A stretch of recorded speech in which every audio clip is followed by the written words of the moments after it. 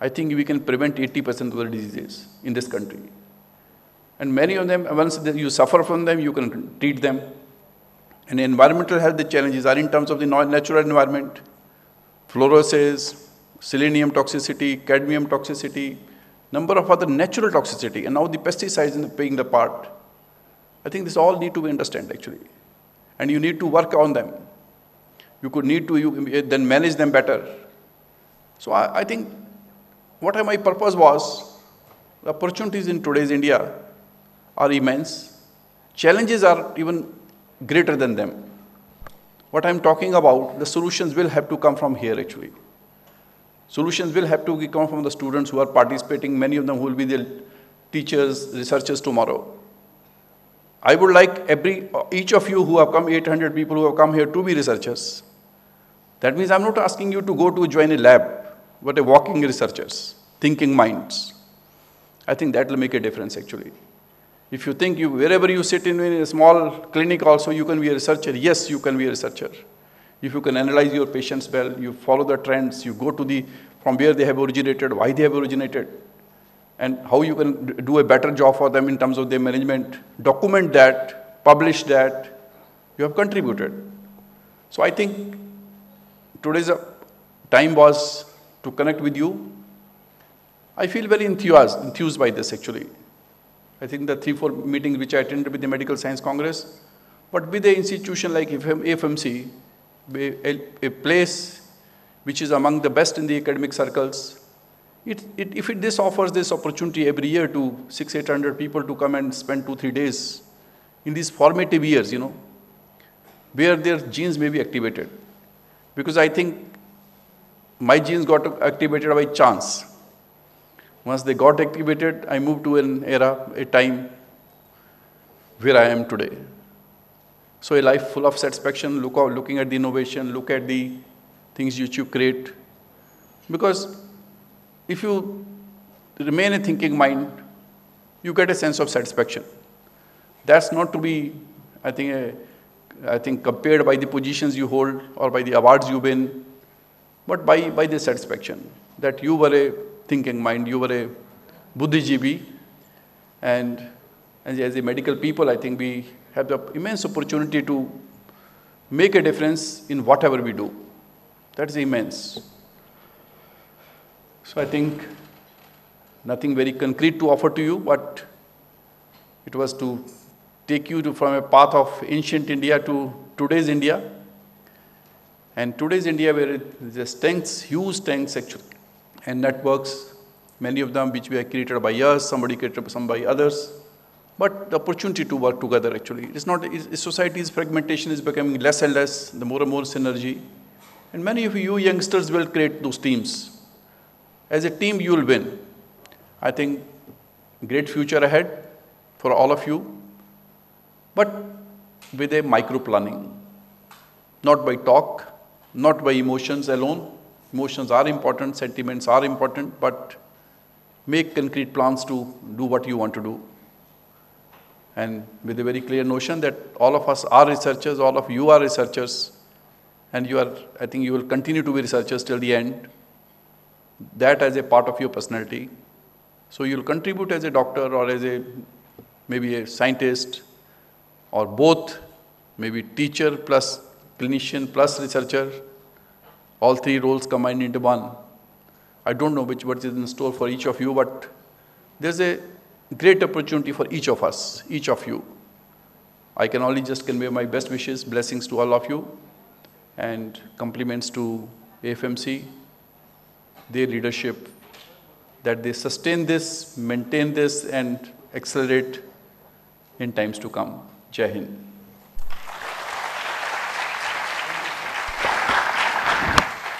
Thank you, sir.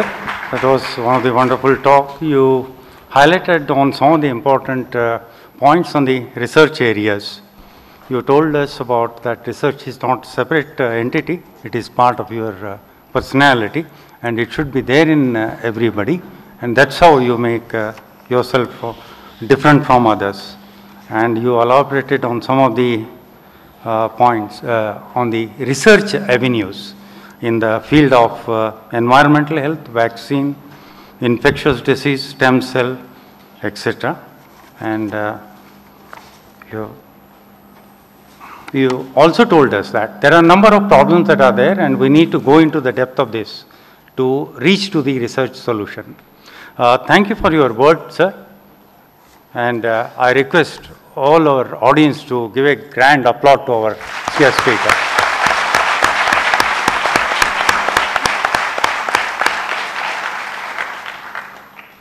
I now request the chairpersons for the day to please felicitate the guest speaker with a souvenir on behalf of the Armed Forces Medical College.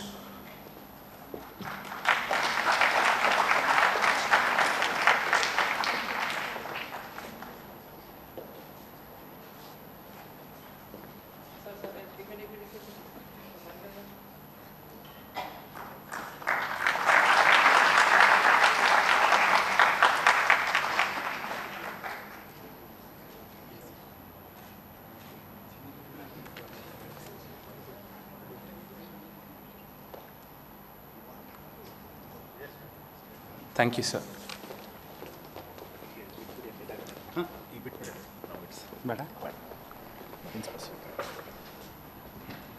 And conventionally, we don't ask questions to the guest speakers. However, if anyone has any queries, he welcomes the questions. Yes, please.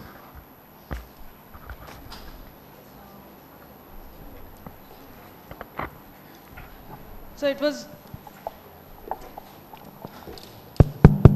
it was very good listening to you.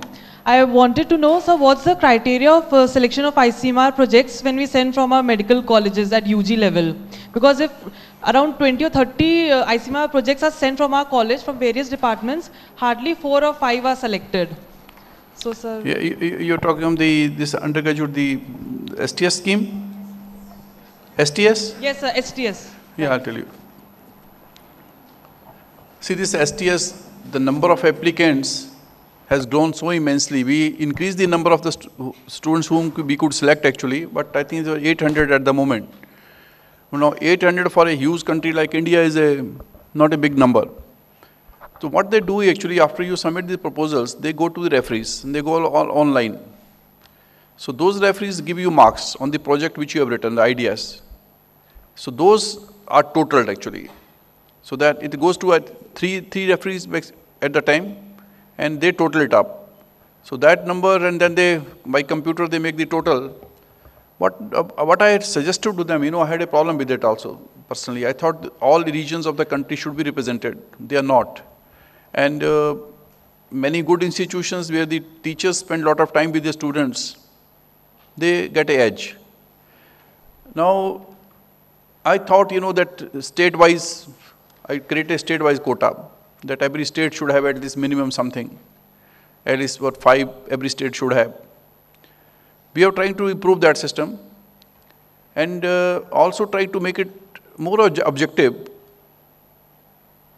At the moment, you know, subjectivity will be there. Subjectivity will be there in terms of the referees who assess them. So ultimately, that matters to some extent, but yes. Sir, but I've tried twice sending my STS project, once in pharmacology, once in PSM.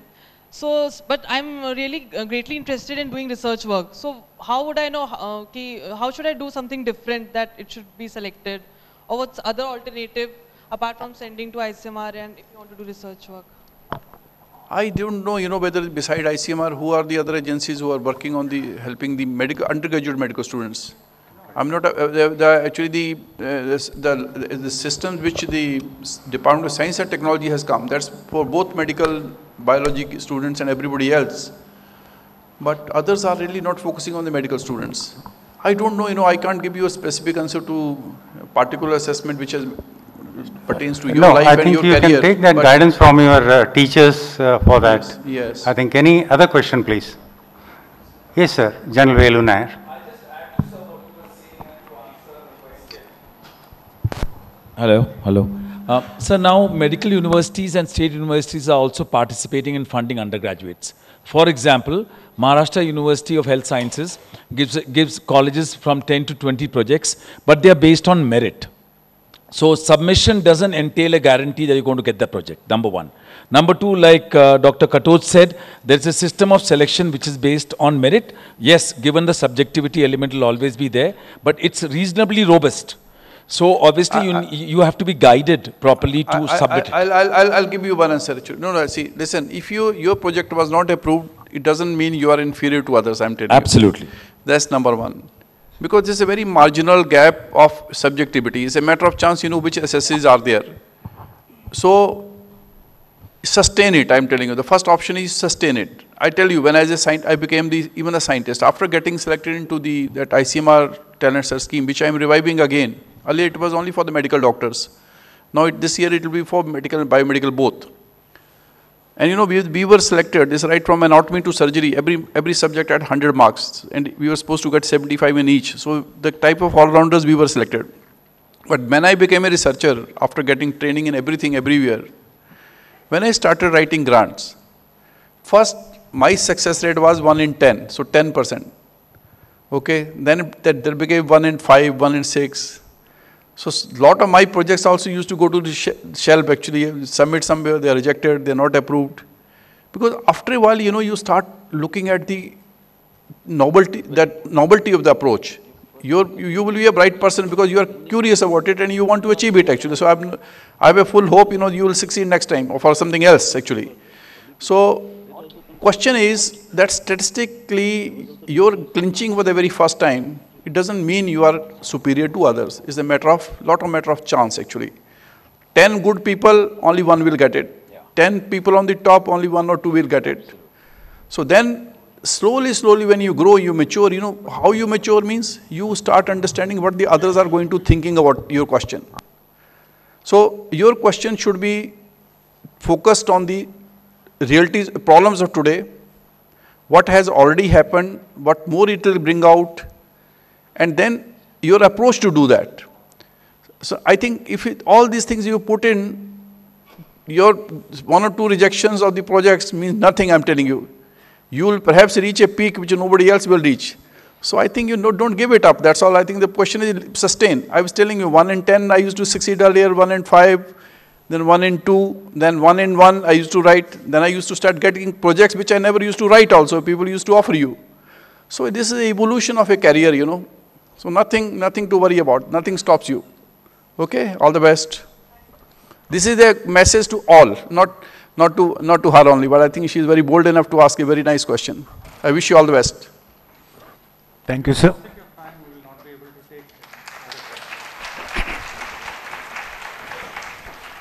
Thank you, sir. We will now go on to the next topic. We are all aware of it, that diseases and the treatment, we need to go into the roots of it. In this direction, probably going into the depths of decoding human genomes has helped us in many ways. However, after knowing the decoding of human genomes, we need to further analyze how the disease has to be conquered. In this direction, Dr. Ash Gowda and his mentor, Dr. Akhilesh Pandey from this very own institution of FMC, they have pioneered the decoding of human proteomes, thereby further improvement in diagnosis as well as the treatment of the diseases. Now, I call upon Dr. Ash Gowda to deliver a lecture on the topic decoding of human proteomes. To say a few words about Dr. Ash Gowda, he did his MS in biotechnology from University of Mysore in 2002, followed by he went on to do PhD in proteomics from very prestigious Johns Hopkins Institute at the University of USA. He has been involved in pioneering research and has been awarded Wellcome Trust Department of Biotechnology Career Fellowship. He's been reviewer in international journals. Has published more than 70 original research papers. He's currently investigating biomarkers and therapeutic targets for cancers. I'll request now Dr. Ash Gowda to present his guest lecture. Sir. Thank you very much for the generous introduction. And also I would like to thank the organizers for having me here. And it's a pleasure coming back to AFMC. I have come here a couple of times before. So, and also I get to interact with some of the MBBS undergraduate students who visit Institute of Bioinformatics every year and spend about 3 to 4 weeks at IOB trying to work with research students in our institution. So it's always a pleasure, and thank you for having me here. So today, as it was mentioned, there is a legacy associated with this, and AFMC is intimately a part of this through Akhilesh Pandey, who led this project from the US side, and I monitored this project from the India side. And this paper came out a few months ago, and many of you in the audience might be familiar. And today I am here to just tell you about the premise, why we did this project, and also maybe some data about what we really learned from this project. So, and I have been warned several times that I have to keep it simple, and I do not know how simple I have made my slides though, but I would like to connect with the audience, and I hope that I'll keep you engaged about the story, and I would love to interact with you even after this, about this project. So here I thought I just have to give a representative slide for the undergraduate students, because many of you recognize a gene, a mRNA, protein, and a metabolite. And I know that most med students are more than happy to get away from biochemistry after first year. So, and keeping that in mind, I am not talking too much about the metabolites or the biochemistry here. So, but I will be talking about the proteins. And as you go from left to right on this slide, now this is the genetic blueprint. That means every single cell in our body contains genomic DNA. And in essence, we would like to believe that most of the things, most of the functions of a cell are governed by genes, which are in the DNA. However, it is a master commander of sort which executes its functions through many intermediaries. And as you go from left to right, much closer you are to the phenotype. So that means even if there is an anomaly here, ultimately functional impact of that anomaly will be reflected more when you study proteins and metabolites. And this particular study which we published was more to do with understanding proteome of human beings, us basically. So what was the motivation for this study? Now most of you who are interested in human genome would recognize these two landmark papers. These were most ambitious projects probably conceived in biology in the recent times. These were published in 2001, first draft of the human genome. And what is unique here is, okay, this study was published by a public consortium funded by NIH and many other government agencies and funding agencies across the world. And this was led by Craig Venter, who did a private effort by getting funds from private entities and still trying to achieve the same goal. So this, unfortunately, India was not part of this. So we somewhat missed the boat. So, however, we wanted to show that, okay, we have equally good scientists here, and that's why we embarked on the Human Proteome Project, which I will be telling you now. So, now, one of the motivation was, if you look at the primary goal of human genome sequencing, one of the primary goals was to identify how many genes are there in the genome. Assuming genes control most of our functions, now understanding how many genes are there and where they are expressed would indirectly tell us if there is a pathology, what could be going wrong, and in turn lead to how we can address it. Now, if you look at the estimates of number of genes in the human genome, starting from 1990s, you have all sorts of numbers. These are references from respective journals, and in the last 7 years or so, the number has stagnated somewhat at 20,500 genes. Now, what is remarkable about this is, none of these estimates were done based on any technology that measures proteins. On one hand, we are trying to define how many genes are there in human genome, but the methods we used to come up with this number never measured proteins at all. So that way, there was a dichotomy, there was a disconnect between what we were trying to achieve and what we are giving as an estimate using indirect measure. So now, in the last 5 to 6 years, there was a lot of talk in the international community about we have to embark on a human proteome project just like the human genome project, because everybody wanted to know how many proteins are in there and where are they expressed. That's why I am just showing you some of the media clips from some of the most reputed international journals, where many committees were saying we have to start the human proteome project. And we were in the middle of all this. Basically, we do proteomics, that way we were connected to this community, but just that there was just too much discussion, but there was no action plan, so to speak. Now, I want to demonstrate to you why should we understand proteome. And I think in the previous talk and also later, people told you many of the drugs that you give to patients today, you are actually targeting a protein. Whether you realize it or not, in essence, you are actually hitting a protein. And in this case, if I show this to you, I think anyone in this audience would recognize what this is. And this is a pregnancy test, which in essence is a benchmark for any biomarker.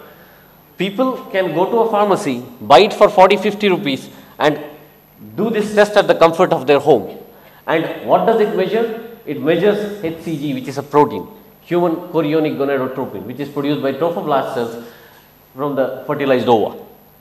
So now, that's why we want to study proteins. That means proteins are intimately involved in all the cellular functions and also biological characteristics of human beings. By understanding that, in a way, you will come up with better diagnostics and better therapeutics. Yet another example, troponin, you would have studied myocardial infarction or myocardial injury. You see raising levels of troponin in circulation. Now again, this is a protein. Because the cells are dying in heart, this protein is let out into the circulation and you are detecting it. Again, emphasizing why you have to understand where proteins are produced and how they can relate to some of the diagnosis and therapeutics that you would later on go on to use. Now, what makes studying challenging? I told you it was an international effort to sequence the human genome. It was a $3 billion effort. Now, why did people wait so long to study proteins? And the complexity is this. If I say there is per gene, the complexity of how many protein forms can be produced just exponentially increases. Suddenly, that means from 20,000 genes, I can have millions of different forms of proteins. This complexity is what makes studying proteins challenging. And all these years, even when the Human Genome Project was completed, there were not efficient technologies which people could deploy in a high throughput fashion to characterize these. That's why the world had to wait for another decade for some of the technological developments to happen before we could embark on a proteome mapping. Now, some of the questions we had to ask ourselves before we started this project was, what are our options if we want to directly monitor proteins? Because I told you we were unhappy that many of the estimates came from gene-centric methods and nobody ever measured proteins. But if we were to embark on that, what are our options? And how to go about using cutting-edge technologies to address that question? And what should be the study design? Because the moment you say a huge project, just to tell, Human Genome Project was an international project with multiple labs, hundreds of laboratories across the world, relentlessly working for more than 10 years before they came up with the map. Now, if you want to embark on a proteome project, the scale is somewhat of that order, so we had to be careful about what is the study design, because it had to be simple. You complicate it, you would never achieve the goal. That way in research, this is an important thing. One is to have a complicated question, but also you always have to strive hard to keep your study design simple. And what are the challenges? These questions we had to ask ourselves before we actually laid out the plan. Now, if you think of how do people study proteins, even in clinics, in diagnostics, if people are most familiar with this antibodies. Now, there are only two major methods how people study proteins. One is you use antibodies. Another one, which is the recent one, in the last decade or so, this has evolved, which is mass spectrometer. Now, this one, it is highly sensitive, but the bottleneck in this is you have to know the antigen, and somebody has to have raised a good antibody that detects the antigen. And just to give you a timeline, for any given protein, a good lab would take anywhere from 6 months to 1 year before they actually come up with a good antibody saying for this protein, this antibody is specific. Now, that already kills the throughput question. That means when we started the project, you did not have antibodies even for about 30% of the proteins that are produced by human beings. So that way this was not an option. Now, another one is mass spectrometry. Now, we don't need to go into the technicality of how it works. Suffice to say that you can sequence the proteins and directly identify what they are. Just like if you are familiar with PCR and you PCR amplify and sequence a piece of DNA, you could take an analogy from that, although there is a huge difference between this and PCR. Now, we like this technology because it's unbiased. That means you don't need to know what protein you want to measure. In this one, you have to know what you want to measure. Because we wanted to map the entire proteome, we had to assume there should be many proteins that are not even discovered today. So that way, this technology was most suitable because this wouldn't care whether a protein is known or unknown. It is unbiased in that sense. Now, again, please, I don't want to lose you here. So I just wanted to demonstrate to you how the data comes out of one instrument like a mass spectrometer. This is time axis, this is relative intensity. Every time I introduce proteins or peptides into the mass spectrometer, I record the mass of that or mass by Z of that over a period of time. And relative intensity essentially corresponds to relative abundance of each of the protein in any given data point. Even if I zoom in this 120 minute run just 1 second, I would have monitored hundreds of proteins. That is just to give you an idea of the throughput. That means in 1 to 2 hours, I can analyze thousands of proteins in a given biological specimen. That is the power that mass spectrometer allows us to do. So that's why we chose that technology. And now before we embarked on human samples, we had to test what we believed was an appropriate method on simpler organisms. We analyzed Mycobacterium tuberculosis. Dr. Katoch was also part of this study. This was published in 2011. And then Anopheles gambiae, Candida glabrata, Leishmania donovani, Cryptococcus. So all these simpler organisms except for Anopheles gambiae, we had to analyze using the methods that we believed would be sufficient to embark on human proteome mapping. And in all these, except for gambiae, we could achieve near complete proteome coverage. That means whatever was known as proteins encoded by these microbes, we could map all of them nearly complete proteomes using mass spectrometer. Now, the initial goals we set out was, let us obtain experimental evidence for most of the proteins that people talk about in humans. Because many of you, if you are not practitioners or you are not looking at how proteins are annotated in databases, you would not believe that many entries are actually predicted. Nobody would have ever directly measured that protein for it to qualify as it's a human protein that is produced in the body. If you have mRNA evidence, that is suffice for them to annotate what could be the potential protein that is produced by that mRNA. So we wanted to obtain experimental evidence. And also to establish a baseline proteome for most of the normal tissues, histologically normal tissues and primary cells. And also rest is more technical, which we don't need to go into. So this is more appropriate for mass spectrometry field, but hugely appropriate. So now what was our study design? We said, let us select most of the major organs and tissue types, both in adult human body as well as fetus. And also among the primary cells, we said, let us take all the hematopoietic cell types. We can purify them easily. But when it comes to this, so we had to rely on autopsy samples and they had to be normal, pathologically normal. So totally we had about 30 tissues combining 17 adult tissues, 7 fetal tissues and 6 hematopoietic cell types. Now we said, let us map the proteins that are expressed in all these tissues and cell types using the approach that we believed would be sufficient to map the proteome. Now again, I don't want to go into the technicality of this. Suffice to say, we extracted protein from each one of those tissues that I showed you in the previous slide. Then we took them through mass spectrometry analysis and then we acquired the data and analyzed it over a period of 2 years. And just to tell you, it was a project that kept us occupied, about 70 scientists, for 2 to 2.5 years. And then, what did we find? I told you there are 20,500 genes that people know in humans that code for proteins. We found protein evidence for nearly 84% of all those genes that are known, 17,294 genes.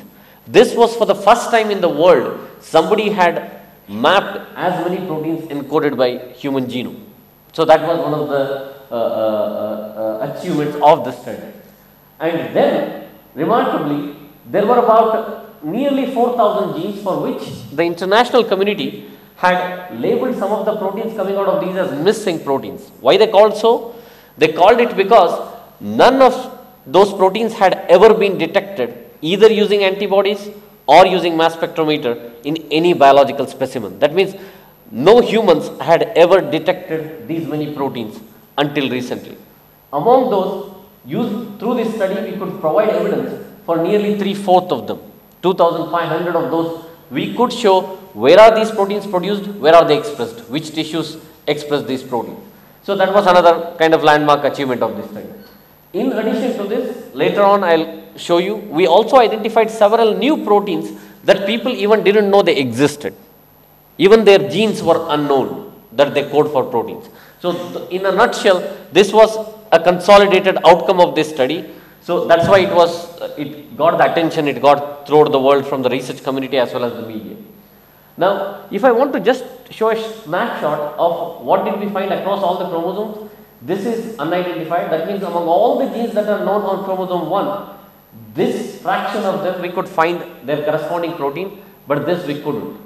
But if you look at all the chromosomes in human, so we found a large majority of proteins encoded by almost all the chromosomes, but we missed some of the minority, and we are investigating that now, why we missed some of these and which were the relevant tissues to sample for us to detect these proteins.